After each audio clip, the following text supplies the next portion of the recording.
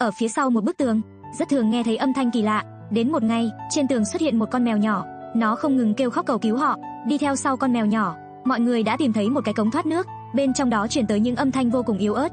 Hóa ra con của con mèo đã bị rơi vào trong hố. Bên trong ống thoát nước vô cùng tối tăm.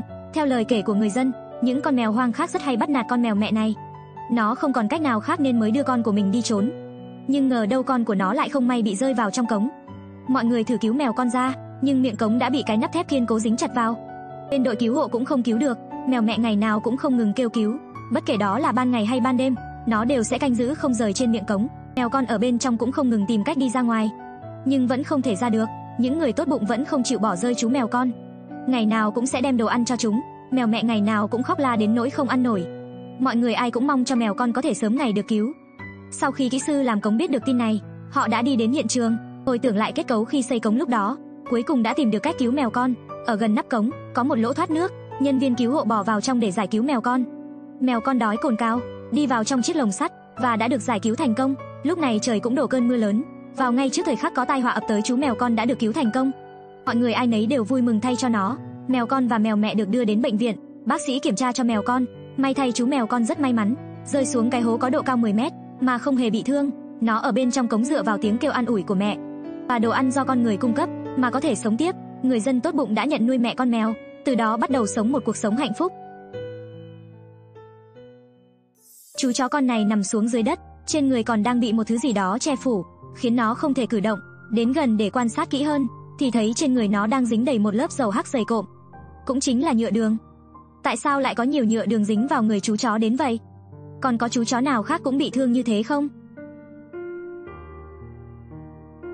Nhân viên cứu hộ nghe thấy ở gần đó còn có tiếng kêu của chú chó khác. Đi theo âm thanh, người ta đã tìm thấy được một chú chó khác cũng bị thương đang nằm trong bãi rác, còn bị người ta nhét vào ống nước. Nhân viên cứu hộ cố gắng mở ống nước ra, ôm lấy chú chó này cũng vô cùng đáng thương, cả người đã bị nhựa đường dính chặt khiến nó không thể nhúc nhích. Do nơi đây đang có công trình trùng tu đường xá, mà số nhựa đường còn dư lại không được xử lý theo quy định. Công nhân đã cố ý đổ số nhựa đường ở gần bãi rác. Khi chú chó hoang đang chơi đùa ở gần đó, thì đã không may rơi xuống lớp nhựa đường. Nhân viên cứu hộ vội vàng đi đến hiện trường. Tình hình của chú chó còn tệ hơn những gì họ nghĩ. Cả người nó đã bị một lớp nhựa đường dày cộm bao phủ, khiến chú chó khó có thể nhúc nhích. Có lẽ là do đã bị kẹt bên trong quá lâu, nên chú chó cũng đã kiệt sức. Thấy nó tội nghiệp đến vậy, nhân viên cứu hộ đầu tiên là đổ dầu lên để làm tan lớp nhựa đường. Nhưng do nhựa đường quá nhiều, nên chỉ có thể đổ dầu từng chút một lên, rồi từng chút một gỡ lớp nhựa đường ra. Tuy chú chó cảm thấy rất đau đớn, nhưng dường như nó cũng cảm nhận được là nhân viên cứu hộ đang giúp đỡ nó, nên rất ngoan ngoãn. Xử lý nửa ngày, nhưng vẫn chưa gột rửa được hết lớp nhựa đường dính trên người chú chó. Bởi vì quá trình cứu hộ diễn ra rất lâu, nên để chú chó không bị mất nước, nhân viên cứu hộ đã đút cho nó ăn một ít súp dinh dưỡng.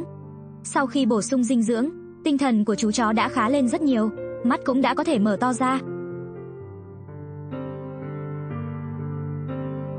Hai chú chó đều rất phối hợp với nhân viên cứu hộ. Sau khi bổ sung dinh dưỡng xong, thì chúng đã khỏe hơn, lại bóc xuống được một mảng nhựa đường dày cộm trên người chú chó. Thấy hai chú chó đáng thương, nhân viên cứu hộ đã an ủi chúng, còn tặng cho chúng một nụ hôn. Nhựa đường vô cùng nhiều, sau khi gột rửa nửa ngày cuối cùng cũng đã gỡ được hết số nhựa đường. Tiếp theo đây, nhân viên cứu hộ đã tắm rửa để rửa sạch lớp dầu trên người hai chú chó. Lúc này họ nhận được một tin xấu, đã phát hiện ở nơi tìm ra hai chú chó này, lại có hai chú chó khác đang bị dính nhựa đường. Được biết hai chú chó ban đầu và hai chú chó vừa được cứu đều cùng một mẹ sinh ra. Chú chó này còn đáng thương hơn hai chú chó ban nãy. Cả người bị nhựa đường bao phủ, trên người còn dính không ít băng keo và sỏi đá, khiến nó không thể động đậy. Chú chó còn lại cả người cũng dính đầy nhựa đường, trên người còn dính chặt một miếng vải đỏ. Chú chó đáng thương khiến ai nhìn vào cũng phải đau lòng. Bây giờ họ sẽ dần dần cạy số vải trên người nó xuống, phải hết sức cẩn thận, không được để chú chó bị thương thêm lần nữa. Họ tiếp tục lấy dầu nhỏ lên để hòa tan lớp nhựa đường. Chú chó này cần phải được lấy băng keo trên người ra trước, vì để có thể nhanh chóng xử lý, giảm thiểu sự đau đớn cho chú chó, nên ba nhân viên cứu hộ đã cùng nhau làm việc, xử lý mãi cho đến đêm khuya. Băng keo được tháo xuống hết, thì lại bắt đầu gỡ số nhựa đường trên người xuống. Những chú chó này phải mất 3 ngày trời, đổ dầu đi đổ dầu lại nhiều lần, thì mới có thể gột rửa sạch được số nhựa đường kia. Sau khi những chú chó bị số nhựa đường hành hạ nhiều ngày, thì cuối cùng cũng đã được thả lỏng sau bao ngày, cũng vô cùng cảm ơn sự chăm sóc của nhân viên cứu hộ. Những chú chó đã ăn lại được, uống để số sữa mà tổ cứu hộ đã chuẩn bị cho chúng.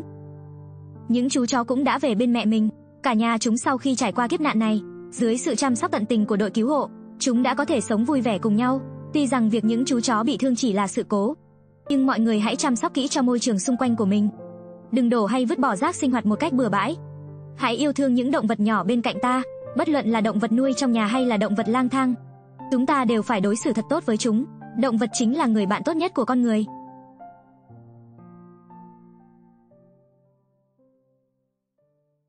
Ở nước ngoài có một chú mèo nhỏ, ngày nào cũng kêu xin cô gái hãy nhận nuôi mình. Mỗi ngày khi cô mở cửa sổ ra, thì chú mèo nhỏ đều sẽ xuất hiện ở bên dưới của sổ. Cô từ chối nó đóng lại cửa sổ, nhưng chú mèo vẫn không từ bỏ, vẫn mãi ngồi đợi dưới nhà. Mỗi lần cô gái đi ra khỏi nhà, chú mèo đều sẽ chào hỏi cô gái. Cô gái dắt chó đi ra ngoài dạo, chú mèo nhỏ cũng sẽ lén lút đi theo. Có một lần chú mèo nhỏ lén lút lẻn vào nhà cô, kết quả là liền bị đuổi thẳng ra ngoài. Thật ra cô gái cũng rất thương chú mèo nhỏ, nhưng em bé của cô bị dị ứng với lông mèo, nên cô không có cách nào nhận nuôi nó. Đến tối cô gái lo lắng cho chú mèo nhỏ, nên đã cho nó thức ăn. Cô thấy cái bụng của nó tròn tròn, liền nghĩ lại, lúc trước đã từng nuôi một bé mèo đang mang thai, thế là đã đưa nó đến bệnh viện kiểm tra. Sau khi kiểm tra thì biết được, trong bụng của mèo mẹ có 4 chú mèo con. Cô là một người rất thân thiện và hiếu khách, rất có tiếng tăm trong giới những người nuôi mèo. Thế nên con mèo nhỏ này đang mang thai, nên đã cầu xin cô nuôi dưỡng mình. Cô đã dựng cho mèo nhỏ một cái ổ, đồng thời còn tận tình chăm sóc nó. Sau khi kiên trì chăm sóc 2 tháng trời, mèo nhỏ cuối cùng đã tìm được cho con của mình một ngôi nhà hạnh phúc. Tình yêu của người mẹ thật là lớn lao. Nếu các bạn cũng thích những câu chuyện ấm áp như thế này, thì hãy chia sẻ cho bạn bè cùng xem nhé. Một chú chó tự đào một cái hang trên một ngọn núi, xây một căn nhà cho riêng mình ở bên trong. Có lẽ bạn sẽ nghĩ nó là một chú chó hoang, nhưng thực chất lại không phải vậy. Nó có một gia đình rất hạnh phúc, lại còn được người chủ hết mực yêu thương. Nó tên là Bề Bề. Vài ngày trước, đột nhiên nó chạy đến trên núi để sống. Người chủ không hiểu lý do nó làm vậy, nhưng ngày nào cũng đều đặn đem thức ăn đến cho nó đúng giờ. Bề Bề chỉ cần nghe thấy tiếng gọi của chủ là sẽ chui ra khỏi hang để đón cô, rồi còn nhảy nhót làm trò để làm nũng. Người chủ một bên vuốt ve chú chó, một bên thì hỏi nó lý do tại sao lại chạy lên núi ở không chịu về nhà. Chỉ tiếc là nó không biết nói, người chủ cũng không biết nó đang nghĩ gì. Mỗi lần đưa thức ăn đến, Bề Bề đều sẽ ăn hết sạch sẽ. Người chủ đến lúc về nhà cũng không quên kêu nó, nhưng Bề Bề thì lại không chọn quay về cùng cô, mà lại quay trở về cái hang mình đã đào. Thế tại sao nó lại sống ở đây không chịu về nhà? Câu chuyện này nhất định là vẫn còn nguyên nhân sâu xa ở bên trong. Nhà của người chủ nằm ở dưới chân núi, mà cái ổ này chính là nơi Bề Bề sống trước đây. Bên trong còn được lót vải vô cùng mềm mại. Người chủ cho biết, Bề Bề đã ở với cô được hơn 4 năm, những người trong nhà ai cũng đối xử rất tốt với nó. Nhưng cô không thể hiểu nổi, tại sao nó lại đột nhiên chuyển lên núi sống. 3 đứa trẻ trong nhà đều rất thích Bề Bề, nên đã chạy lên núi để gặp nó, còn đem thịt heo mà nó thích nhất đến nữa. 3 đứa trẻ nghĩ ra được một cách, đó là dùng thịt heo để dụ Bề Bề về nhà. Cách này quả nhiên là có tác dụng. Những đứa trẻ cũng rất nhanh trí, vừa lấy thịt dụ nó đi đến, lại vừa đi dần về phía của nhà mình. Rất nhanh Bề Bề đã bị lừa quay về nhà. Chúng nhanh trí tận dụng cơ hội mà lấy dây cột giữ Bề Bề lại. Người chủ cũng rất vui mừng, cô ôm nó vào lòng rồi còn dỗ ngọt nó, bảo với nó hãy ngoan ngoãn ở nhà, không được chạy lung tung khắp nơi. Bề Bề không hề nghe lọt tai lời người chủ nó, ánh mắt vẫn luôn nhìn xa xăm về ngọn núi nhỏ. Ở trên núi rốt cuộc có thứ gì đã khiến cho Bề Bề phải lưu luyến đến vậy? Nó hừ vài tiếng nhỏ, dường như là đang rất bồn chồn. Mới về nhà được vài phút thì đã muốn thoát khỏi nơi này. Nó cố gắng thoát khỏi sợi dây, rồi chạy thẳng về phía cái hang mình đã đào. Con trai của người chủ định đuổi theo bắt nó về, nhưng cậu bé lại không có cách nào đuổi theo kịp nó. Bề Bề cuối cùng vẫn quay về cái hang của nó. Ngày hôm sau, người chủ đến đưa thức ăn cho nó như thường ngày. Bề Bề nghe thấy tiếng cô gọi liền chui ra từ trong hang. Cô chưa bao giờ ngừng yêu thương nó. Bề Bề nằm xuống đất hưởng thụ sự vuốt ve của người chủ. Ngay lúc này, người chủ phát hiện vú của chú chó có tiết ra sữa. Không ngờ Bề Bề lại đang trong thời kỳ cho con bú. Cô lập tức hiểu ra tất cả. Cô đi đến cái hang của Bề Bề, lắng nghe một hồi thì nghe thấy bên trong giường như có tiếng động. Quả nhiên đúng như dự đoán, bên trong hang truyền đến tiếng kêu của cún con. Cô vô cùng lo lắng, không biết nên làm gì mới tốt. Tổ sản xuất đem đến một chiếc camera cỡ nhỏ, mọi người ai cũng muốn kiểm tra xem bên trong có gì. Chiếc camera dần được đưa vào, không khí trở nên căng thẳng, mọi người ai nấy đều nôn nao chờ đợi. Ngay lúc này, trong camera xuất hiện một chú chó nhỏ, tròn trịa mũm mỉm, vô cùng đáng yêu. Mọi người sau khi nhìn thấy thì vừa kinh ngạc lại vừa vui mừng, lại rất xúc động. Không ngờ Bề Bề xây nhà ở đây chỉ để đẻ con và chăm sóc cho con của nó. Người chủ ôm lấy Bề Bề, cô đột nhiên rất đau lòng rồi khóc nấc lên. Trong lòng cô cảm thấy rất tự trách, miệng không ngừng nói lời xin lỗi với nó. Hóa ra bề bề đến sống ở nhà cô được 4 năm hơn thì đã bị sảy thai 4 lần. Sau mỗi lần như vậy nó đều vô cùng buồn bã, nên lần này đã quyết định lên núi để sinh con. Một là vì nó không muốn mất con thêm lần nào nữa, hai là trên núi an toàn hơn những chỗ khác rất nhiều. Người chủ cảm thấy rất hối hận vì đã không chú ý đến cảm nhận của bề bề, cũng rất hối hận vì đã không giúp được gì cho nó khi nó sinh đẻ. Người chủ tốt bụng mong rằng vào những ngày tháng sau này sẽ có thể từ từ bù đắp cho bề bề, chăm sóc nó cho thật tốt. Bác sĩ thú y cũng đưa ra lời khuyên, đó là không thể để bề bề và con của nó tiếp tục sống ở đây thêm nữa, bởi vì trên núi có rất nhiều nguy hiểm đang tiềm tàng. Chú cún con sống ở trong cái hang ẩm ướt cũng dễ sinh bệnh. Nếu như trời đổ mưa giông thì hậu quả sẽ rất khôn lường. Bây giờ phải đưa chúng về nhà nhanh chóng mới là lựa chọn đúng đắn nhất. Cô con gái của người chủ ôm lấy bề bề, người chủ bò xuống lấy tay mò tìm bên dưới.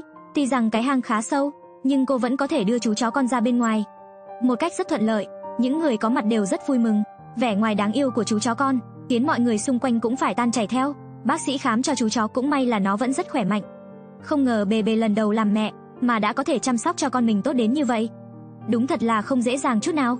Hai mẹ con cũng đã bình an khỏe mạnh, đã đến lúc nên về nhà rồi. Người chủ đã tận tay dọn dẹp sửa sạch ổ cho nó, rồi đặt ổ của bề bề vào sân, dựng ổ lên cho giống cái hang cũ của nó. Bề bề có thể yên tâm chăm sóc con mình ở bên trong.